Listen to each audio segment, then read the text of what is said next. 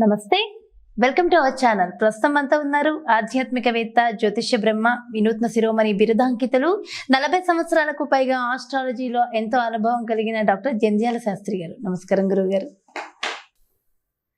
గురుగారు, మరి జనవరి నెలలో ఏ రాశులకు ఎటువంటి ఫలితాలు కలుగుతాయి తెలుసుకుంటున్నాం కదా. ఇందులో భాగంగా మకర రాశి వారికి ఏ విధంగా ఉంటుంది, ఎలాంటి పరిష్కారాలు పాటించాలి వివరించండి. ప్రప్రదంగా నా గురుదేవులు మా తల్లిదండ్రుల యొక్క పాదపద్మ చలనాలకి శిరస ఉంచి నమస్కరిస్తూ, మకర రాశి వారికి సంపూర్ణంగా విశేషాలు చెప్పే ముందుగా ఆంగ్ల నూతన సందర్భంగా నా సర్వ భక్తులు కూడా శుభాకాంక్షలు తెలియజేస్తూ, ముఖ్యంగా నా భక్తులందరికీ కూడా మకర రాశి అనే కాదు, టోటల్గా మనకున్న రాసులు అన్నీ చెప్తూ వస్తున్నాను. మేష, వృషభ, మిథున, కర్కాటక, సింహ, కన్య, తుల, వృక్షక, ధనుసు, మకర, కుంభం, మీనలు కూడా చెప్తాను. నేను సర్వరాశులు తెలిసినా తెలియపోయినా అందరికి కూడా శుభంగా ఉండాలనేది సహజసిద్ధంగా అందరం కోరుకుంటాం. కానీ నేను మాత్రం ఒక్క మాట చెప్తాను, ధర్మ నిరతి, సనాతన ధర్మం, అలాగే కూడా ధర్మ భద్రత కలిగిన వారికి ఆ సర్వ దైవ గ్రహ అని మనం అనుకున్న వారికి ఆ అనుగ్రహం కలగాలని మనస్ఫూర్తిగా ఆస్వాదిస్తున్నాను. విచిత్రంగా ఉంది కదా. ఇక్కడ అదే మాట చెప్తాను నేను. ఇంకా అందరికీ కూడా అంట ఉండాలని అందం. నేను తప్పు చేసి దాన్ని ఎవరు తిట్టకూడదు, నేను తిడితే మేము శపిస్తానంటాం అనేది నాకు ఇష్టం లేదు. నేను తప్పు చేశా, నన్ను నువ్వు దండిద్దానికి వచ్చావు, నేను శపిస్తానంటే ఎట్లా? అది ఇప్పుడు ఒకవేళ నైతికంగా నాకు బలం నీకు బలం లేకపోతే జనబలం లేకపోవచ్చు, ఒకప్పుడు నేను కింగ్ కావచ్చు. అంత మాత్రాన శారీరక భౌతికంగా నువ్వు ఓడిపోతావేమో, అంతవరకు వాస్తవం అవుతుందేమో. కానీ అది తర్వాత తరంకి వచ్చేటప్పుడు రొటీన్ సిస్టంలోకి వచ్చినప్పుడు నువ్వేమవుతావు తెలియదు. ఇక్కడ విచిత్రమైన విషయం మకర రాశి గురించి చెప్తానండి. నేను వేరే సోది చెప్తున్నాను అనుకోవాకండి, మీకు కొన్ని విషయాలు తెలియక చెబుతున్నాను. సర్వ మానవులకు కూడాను పూర్వజన్మలో మనం ఏంది, రాబోయే జన్మలో మనం ఏంది రెండు తెలియకుండా ఉన్న మాయలో ఉన్నాం కాబట్టి మనం బతుకుతున్నాం. పోయిన జన్మలో మనం ఏంటని తెలిసినా, రాబోయే జన్మలో ఇట్టుంటామని తెలిసినా కూడా మనం ఈ పరిస్థితిలో ఉన్నాం. అందుకనే మాయా అనేది కమ్మేసింది మనం. ఆ మాయా ప్రభావంతోనే భార్య, పిల్లలు, కుటుంబం అనేటువంటి చిన్న బంధములో చక్రవుడు ఎరకపోయి ఎవరికి వాళ్ళు ఏదేదో చేయాల్సినవన్నీ కూడా చేస్తున్నాం. అయితే నేనేమంటానంటే, కలియుగంలో కొన్ని తప్పులు జరుగుతుంటాయి, అవన్నీ జరగవు, సత్యము, ఇవన్నీ కూడా నేను మాట్లాడను. కానీ అవకాశం ఉన్నంత వారికి పక్క వారిని ఇబ్బంది పెట్టవాకండి. ఇప్పుడు సత్యంగా ఉండండి, ధర్మంగా ఉండండి, ధర్మం తప్పితే మీకు అది అవుతుంది ఇది అవుతుంది మాట. ఇది కలియుగంలో అది ఇది అనేది కాదు. దాని గురించి చెప్పాలని చాలా టైం పడుతుంది, మీకు చాలా అవసరం కూడా ఉంది. కాబట్టి నేను చెప్పేది మీకు దయచేసి ఏంటంటే, అవకాశం ఉన్నంత వరకు అబద్ధం అడవాకండి, అవకాశం ఉన్నంత వరకు పక్క వాడిని ఇబ్బంది పెట్టవాకండి. ఇక శృతిమించినప్పుడు నేను చెప్పినది ఆగదు, దాని కూడా టైం వేస్ట్ మాటలు. నేనేదో చెప్పాను, గురువు చెప్పాను, నేను ఆగుతాను, ఎవ్వరూ ఉండరు. నా తెలిసినంత వరకు ఏ గురుత్వం తీసుకునే వాళ్ళు 90% జరగదు. 10% మహనీయులు వాళ్ళ పాదాలకు నమస్కారం. నేను 10 మందిని కాదని చెప్పే శక్తి నా దగ్గర లేదు. కానీ 90%లో ఎంత చెప్పినా వాడు అవసరం వచ్చినప్పుడు వాడు దాన్ని తప్పు చేస్తాడు. ఇది కామన్ విషయం, ఇది జనాలకి మీరు అర్థం చేసుకోండి. అయితే అది పక్కవాడు నొప్పి తగలకుండా నీ సాధన చేసుకో, కోర్టు సంపాదించు, బ్రహ్మాండం విదేశాలు వెళ్ళు, బ్రహ్మాండం అది నీ ఎదురు లేకుండా చేసుకో. కానీ పక్కవాళ్ళు జేబు కొడతానికో పక్కవాళ్ళు మెడలో బిగుదానికో చేయవాకండి. అది చేయనంత కాలం నువ్వే మహర్షి, నువ్వే మంచివాడి కింద లెక్క. నా దృష్టిలో అదే ధర్మము అంటే ఏంటి, అంతే. ఇప్పుడు నేను చెప్పాను కదా, ఏమండి నేను అందరినీ కూడా సర్వే జన సుఖినో భవంతు నేను ధర్మం కలిగిన వాళ్ళకి, ధర్మ నిరతి కలిగిన వాళ్ళకి, సనాతన ధర్మాన్ని పాటించే వాళ్ళకి మాత్రమే ఆ దైవానుగ్రహం, గ్రహానుగ్రహంతో బాగుండాలి అన్నాను కదా నేనమ్మా. ఏమనిపిస్తుంది జనానుగ్రహం చూసి? ఏ పిచ్చోడా లేకపోతే ఛాందస్తమా? సర్వే జన సుఖినో భవంతు అని అందరూ బాగుండాలని కోరుకోండి. బ్రాహ్మణై ఉండి ఇంతవరకు బొట్టు పెట్టి ఈయనేది ఇట్ట మాట్లాడే అంటారు. ఇక్కడ ఎందుకు మాట్లాడంటే, ఎవరైతే అవతల వ్యక్తిని పీడించుకుంటే వాడే ధర్మం.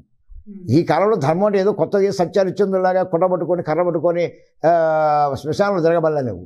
నీ ధర్మం ఏదంటే నేను అన్నస్త్రీగా నేను నిందించుకుని ఉండటమే ధర్మం. అన్నస్త్రీగా నిందించేవాడికి ధర్మం ఎట్ట అవుతుందో వాడు ఎట్ట బాగుండాలి. ఎందుకు అనాలి అసలు మనం? ఈ బై రీజన్ అర్థమైందా నీకు? సనాతన ధర్మం అంటే ఏందో, వీళ్ళందరూ ఉద్దేశం ఏందో, బొట్లు పెట్టుకోవాలా, కాటుకులు పెట్టుకోవాలా, గుడ్డలు ఇప్పుకొని తిరగాల, లేకపోతే మడి కట్టుకొని తిరగాలి, ఇవన్నీ కాదు సనాతన ధర్మం అంటే.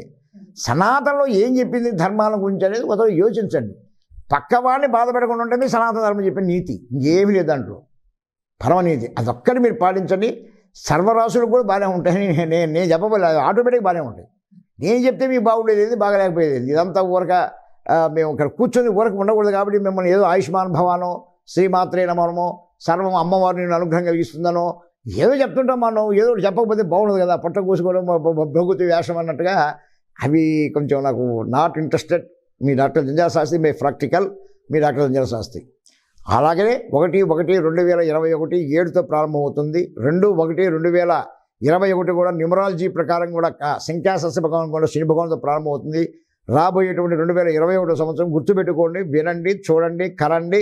దాని ప్రభావితం ఎలా ఉండబోతుందో మీకు 1/1/2021 నుంచి 31/12/2021 వరకు కూడా మనకు ఎలాంటి పరిస్థితులు సంభవించబోతుందో త్వరలోనే మీకు క్యాసెట్ చేస్తాను నేను. అందరూ చెప్పింది వినండి, ప్రాక్టికల్గా ఏది నిజమవుతే గ్రహించండి, దాన్ని మనం అనుసరిస్తాం. అలా భాగంలో ఉన్నటువంటి మా మకర రాశి కలిగిన నా సర్వభక్తులు కూడాను ఉత్తరాషాఢ 2, 3, 4 పాదములు, శ్రవణం 4 పాదములు, ధనిష్ట 2 పాదములు కలిగినటువంటి మకర రాశి కలిగిన భక్తులకి ఒక్కసారి రాశి స్థితిని మనం అనుసరించినప్పుడు రాశిలోనే ఉన్నాడు శని భగవాను స్వస్థానంలో బలాధ్యుడై, దాంతో జూపిటర్ గురువు గారు ఉన్నారు. అయితే విచిత్రమైన విషయం ఏంటంటే ఇక్కడ ఒక మాట చెప్పక తప్పదమ్మా, మనము ఈ మకర రాశిలో గురువును శని భగవాను కలిస్తే ఒక అదృష్ట భావంగా, ఇది ఒక ప్రకృతి రమణీయంగా కొన్ని వేల సంవత్సరాల కింద ఎప్పుడో కలిసినట్టు, ఈ నమ్మ ఎప్పుడో కలవనట్టు ఆయన, దానివల్ల మొత్తం కూడాను ఎన్నో మార్పులు చేర్పులు అయిపోతాయనేటువంటిది ఒక అవగాహన వస్తుంది. త్వరలోనే వింటారు, మీరు చూస్తారు కూడా. కానీ నా ఉద్దేశం ప్రకారంగా కాలంలో నిర్ణయంలో ఎన్నో మార్పులు జరుగుతూ వస్తాయి. దీనివల్ల అవుతుంది, దానివల్ల కాదనే దానికి సంబంధం లేదండి. ఈ జ్యోతిష్య శాస్త్రం అనేది ఒక వ్యక్తికి సంబంధించింది, అంతేగాని ఒక వ్యవస్థ సంబంధించింది. కానీ టోటల్ ప్రపంచాన్ని గురించి మాట్లాడేంత శక్తి నాలాంటి వ్యక్తికి చాలు. మహనీయులు ఉన్నారు, వాళ్ళు నమస్కారం చేద్దాం, వేరే విషయం పక్కన పెడదాం. అలాంటి గురుశనులు అక్కడ కలిసి మకర రాశిలో ఉండటం, 14వ తారీఖు వరకు కూడాను సూర్య భగవానుడు వ్యయ స్థితిలో కన్యలో ఉండటం, శుక్రుడు కూడాను 3వ తారీఖు నుంచి కూడా అక్కడే కన్యకి రావటం, ఆ యొక్క మకర రాశికి వ్యయ స్థితిలో ధనస్సులో సూర్య భగవానుడు ఉండటం, ఆ ధనస్సులోనే 3వ తారీఖు వృశ్చిక నుంచి శుక్రుడు రావటం, ఆ ధనుసులో ఉన్న బుధ భగవానుడు కాస్త మకరంలోకి ప్రవేశించటం వలన ఇటు వ్యయంలో ఉన్న రవి శుక్రుడు 14వ తారీఖు అక్కడే ఉండి, రవి కూడా అక్కడికి వస్తున్నాడు, బుధుడు అక్కడికి వస్తున్నాడు. టోటల్ మీద ఈ మకర రాశి వారికి అనుగ్రహించేటువంటి విధానంలోకి వచ్చేళ్ళకి ఒక కుజ భగవానుడు ఎవరికి మకర రాశి వారికి ఉంది అంటే ఆయన చతుర్థ స్వస్థానంలో ఉన్నాడు అక్కడ కుజ భగవానుడు. అలాగే అక్కడ ఉన్నటువంటి 5వ స్థానంలో ఉన్నటువంటి రాహు భగవానుడు, లాభస్థానం కేతు తప్ప తక్కిన గ్రహాలన్నీ కూడాను అనుకూల స్థితి కనబడటం లేదు. దీన్నే ఏది నాటి శనీశ్వర ప్రభావితం అంటారు మకర రాశి వారికి. అందరూ తెలిసి ఈ యొక్క రహస్యాన్ని కొత్తగా చెప్పేది ఏం లేదు. అందువలన గురువు శని భగవాన్ అక్కడ కలిసినందు వలన సంతాన విషయంలో ఆలస్యం అవుతుంది. రాసి పెట్టుకోండి, పెన్ను కాగితం తీసుకుని రాసి పెట్టుకోండి. అంత ఈజీగా జరగవన్నమాట ఇవన్నీ. అయితే ఇదంతా కూడా నేను చెప్పేది చంద్ర ఆధారితం, అది గుర్తుపెట్టుకోవాలి మీరు. మళ్ళీ అంటే ఈ 35% జరుగుతుంది మీకు. ఆ లాస్ట్కి వచ్చాక నేను మొత్తం టోటల్ పొజిషన్ కూడా చెప్తున్నాను మీకు నేను. అలానే రాశి వ్యయ స్థితిలో రవి ఉన్నాడు కాబట్టి నూతన ఉద్యోగ వ్యవహారాలు, ప్రమోషన్స్, రాజకీయ వ్యవహారాల్లో దుందుడుగా ప్రవర్తించేటువంటి వ్యక్తులకు కూడా మందగమనం కలిగే అవకాశం ఉంది. అలాగే స్త్రీలకు కానివ్వండి, కళాకారులు కానీ, సినీ రంగం కానీ, వీళ్ళందరికీ కూడాను ఏదైనా సరే కాస్మెటిక్ సంబంధించింది కానీ, లగ్జరీ ఐటమ్స్ కానీ, సుఖం, భోగం, భాగ్యానికి అన్నిటికీ కూడా శుక్రుడు కూడా వ్యయ స్థితికి వచ్చేందుకు వలన మీరు యోచించినంత, ఆలోచించినంత చేయాలనుకున్నది చేయడంలో కష్టమవుతారని గుర్తుపెట్టుకోండి. అలాగే ఈ మకర రాశికి చతుర్థ స్థానంలో కుజుడున్నాడు. వివాహ విషయంలో ప్రయత్నించడానికి గట్టిగా అవుతుంది. దాంపత్యంలో ఏదో గొడవలు ఉన్న వాళ్ళు కూడా సర్దుబాటు చేసుకున్న ప్రయత్నించడం అవుతుంది. కోర్టు వ్యవహారాల్లో కూడా ప్రయత్నం చేయండి, విజయం సాధిస్తారు. అలాగే కూడా భూ వివాదాలు ఇలాంటివి ప్రయత్నాలు చేయండి, శుభం జరుగుతుంది. రియల్ ఎస్టేట్లో ప్రయత్నం చేయండి, శుభం జరుగుతుంది, దాంట్లో ఇబ్బందిగా. ఆరోగ్య విషయంలో కూడా మీరు భయపడాల్సిన సంకేతాలు మకర రాశికి ఏమి ఉండవు, మీరు భయపడాల్సిన అవసరం లేదు. శని భగవానుడే ఆరోగ్యాన్ని ఇచ్చేవాడు కనుక ఆయన స్వస్థానంలో ఉన్నాడు కాబట్టి రవి ఒకవేళ ఇబ్బంది వచ్చినా కూడా దానివల్ల నష్టం మాత్రం జరగడానికి అవకాశం లేదు. ఇక రాహు దగ్గరికి వచ్చేళ్ళకి, మకర రాశికి రాహు దగ్గరికి వచ్చేళ్ళకి ఆయన నేను చెప్పాను పంచమ స్థానంలో రాహు ఉన్నాడు కాబట్టి విదేశయానాలు ఇలాంటి వాటిలో కొంచెం ముందుకు వెళ్ళడానికి అవకాశం ఉంది. అంటే కేతువు కూడాను మకర రాశికి లాభస్థానంలో ఉండి రాహుని చూస్తున్నాడు కాబట్టి విదేశయానాల్లో ప్రయాణం చేయడానికి అవకాశం ఉంది. అంటే టోటల్గా ఏమిట్లో వివాహం, దాంపత్యం, భూ, గృహ, కోర్టు అలాంటి వ్యవహారాలతో పాటు రియల్ ఎస్టేట్తో పాటుగా కూడాను విదేశయానాల వరకు బాగానే ఉంది. విద్య, వ్యాపారము, స్త్రీపరమైన వ్యవహారాలు, భోగము, భాగ్య విషయాల్లో ఇబ్బంది కలుగుతుంది. ఇది అటు మకర రాశికి ఉన్నటువంటి ఈ నెల అంటే 1/1/2021 నుంచి 31/1/2021 వరకు జరుగుతున్నటువంటి మాసంలో జరిగేటువంటి విషయాలు మాత్రం ఇది ఓన్లీ ఒక మాసానికే చెప్పా. మళ్ళీ మాసంలో మనం నెక్స్ట్ ఇట్టే ఉంటుంది అనుకోకండి, మారిపోతుంది. అలా ఉంటూ మీకు అలా ఉన్నదాన్ని క్యాలిక్యులేట్ చేసినప్పుడు 58-42%లో ఉన్నాం. 50% ఇబ్బంది కలిగించే నష్టంలో ఉంది, 42% మనకు మంచి జరిగే శాతం ఉంది. అంటే దీంట్లో ఎంతో శాతం తేడా వచ్చింది కదమ్మా, మనకు దాన్ని మనం సరిచూసుకోవాల్సిన అవసరం ఎంతైనా ఉంది. కాబట్టి దాన్ని సరిచేద్దానికి మీకు ఒక పరిష్కారం చేద్దాం. దానికి ఒక పరిహారం ఉంటుంది, ఒక పరిష్కారం ఉంటుంది. అందుకే మీ డాక్టర్ సంజయ్ శాస్త్రి వీడియో వినాలంటే ఫస్ట్ నుంచి లాస్ట్ దాకా ఇంటికి అసలు విషయం అర్థం కాదు. దాని మధ్య చాలా విషయాలు చెప్పుకోవచ్చు, కానీ నేను అసలు విషయానికి రాను. అలా మా మకర రాశి సర్వభక్తులు కూడాను ఈ మాసాంతం కూడా మీరు ఆనందంగా కాలం గడుచుకుంటూ వెళ్ళాలి అనే అభిప్రాయం ఉంటే చక్కగా కూడా జమ్మి ఆకు అని ఉంటుంది, తీసుకుని వచ్చేసి దానికి తేనె పూసి కర్పూరంతో కాల్చండి. జమ్మి ఆకు తీసుకుని రావాలి, ఏం చేయాలి, దానికి తేనె కలపాలి. తేనె కలిపి దాన్ని కర్పూరంతో కాల్చాలి. కొంచెం కష్టంగానే ఉంటుంది, తేనె కలిపితే అది తొందరగా ఇది కాదు. అయిన తర్వాత అదంతా బాగా భస్మం అయిపోయిన తర్వాత అది తీసి దీంట్లోనే పెట్టుకొని ఆ యొక్క దాంట్లో వీలైనంత వరకు కూడాను ఉదయం పూట స్నానం చేయబోయే ముందు కనుక దాంట్లో ఒక చిటికెడ తీసుకుని స్నానం చేస్తుండండి. మీలో నెగటివ్ ఎనర్జీ వెళ్ళి మీకు ఒక విద్యా విధాశక్తి కానివ్వండి, ప్రమోషన్ విషయంలో కానీ, రాజకీయ విషయంలో కానివ్వండి, లేకపోతే ఉద్యోగ విషయాల్లో కానీ మీ మేధస్సు, మీ బుద్ధి, మీకున్న సన్నిహితులు, స్నేహితులు, హితులు ఎవరో వచ్చి దారి చూపించి మేము తీసుకుపోయి సీట్లు కూర్చోబెట్టడానికి అవకాశం వస్తుంది. అలాగే సంతాన విషయంలో కూడాను ఆ యొక్క సంతాన దోష రహితమైపోయి సంతానం కలిగేదానికి కూడా అవకాశం వస్తుంది. ప్రయత్నం చేయండి. దీనికి ఏమి ఖర్చు కాదు కదండి, చేతిలో పని. జమ్మాక ఎక్కడైనా దొరుకుతుంది, తేనె ఎక్కడైనా ఇంట్లో ఉండేదే, కర్పూరం బజార్లో ఉండేది. ఎవరమ్మా కష్టమేమి ఉందా మీరు చేసేదానికి? ఏదైనా అక్కడ మీకు అసలు మీకు అందరివి దొరకనివి చెబితే గురువుగారు ఏదో చెప్పేసాడే అనుకోదానికి వీల్లేదు. ఇది చేస్తుండండి. మీ ఫలాఫలాంశాలు ఎలా వస్తాయో మీరు చూసుకోండి.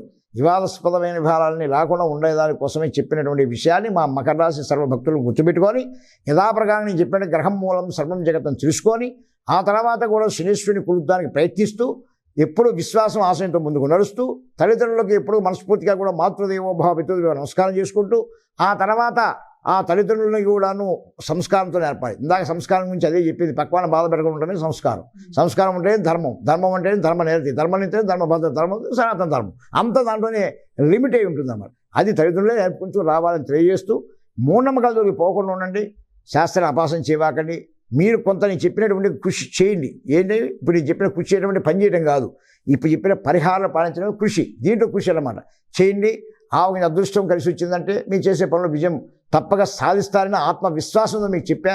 మీకు ఎనీ డౌట్స్, ఏ డౌట్లు వచ్చినా, ఏ ఇబ్బందులు వచ్చినా చాలా డౌట్స్ ఉంటాయన్నమాట. ఏమనంటే చట్టిబిడ్డ పరిస్థితి ఏంటి, లేకపోతే గృహప్రవేశం ఇంట్లో ఉన్నటువంటి సమస్యలు ఎలా ఉంటాయి, ఇంకా లేకపోతే ఎవరైనా చనిపోయినప్పుడు దీపం పెట్టచ్చా పెట్టకూడదా, ఇంకొక విషయాలు ఇలాంటివి ఏమున్నా జాతకరీత్యా విషయాలను కూడా మీరు ఎనీహౌ తెలుసుకోవడానికి విశ్వాసం ఆశయం ఉన్నవాళ్ళు తెలుసుకోవడానికి ప్రయత్నించవచ్చు అని కూడా తెలియజేస్తూ సర్వులు కూడా సర్వకాల సర్వావస్థ సర్వసమైన సర్వం సుఖ సౌఖ్య భోగభాగ్య ఐశ్వర్య దురదగాలు మనస్ఫూర్తిగా ఆస్వాదిస్తూ పెద్దలకు నమస్కరిస్తున్నా, పిల్లలకు ఆయుష్మాన్ భవాన్ అందిస్తున్నా. నమస్కారం. శరం. గురువు గారు మకర రాశి గురించి చాలా చక్కగా వివరించారు గురువు గారు, ధన్యవాదాలు. ఫ్రెండ్స్ చూసారు కదా, మరి మీకు కూడా జ్యోతిష్య వాస్తుకు సంబంధించి ఎటువంటి సందేహాలైనా ఉన్నట్లయితే కింద స్క్రోల్ అవుతున్న నెంబర్కి మీరు కాంటాక్ట్ అవ్వచ్చు. ఫ్రెండ్స్ మరి మా వీడియో కనుక మీకు నచ్చినట్లయితే లైక్ చేయండి, షేర్ చేయండి. మరిన్ని వీడియోస్ కోసం మా ఛానల్ని సబ్స్క్రైబ్ చేసుకోండి.